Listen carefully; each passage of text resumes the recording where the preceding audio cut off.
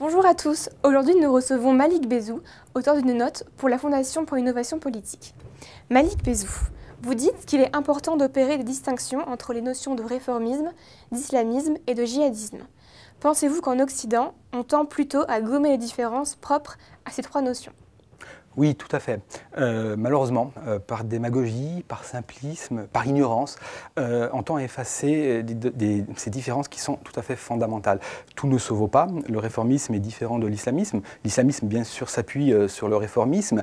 Et le djihadisme est encore autre chose. C'est une pathologie de l'islamisme.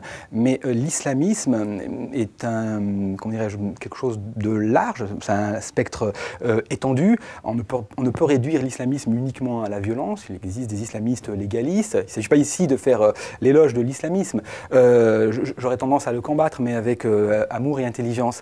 Il ne suffit pas de jeter l'anathème sur l'islamisme pour penser qu'on va régler le problème de l'islamisme. D'autant plus que c'est quelque chose de complexe. Et le drame en Occident, c'est qu'on a une méconnaissance totale de ce qu'est réellement l'islamisme.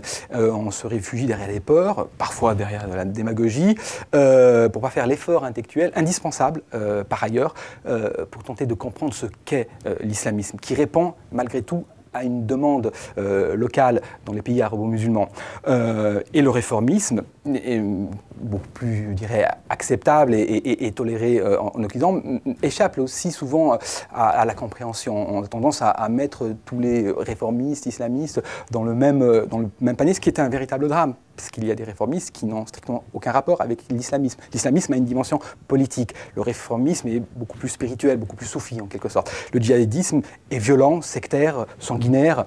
Donc ce sont des concepts qu'il convient impérativement de maîtriser, de comprendre si on ne veut pas laisser les peurs dominer nos sociétés.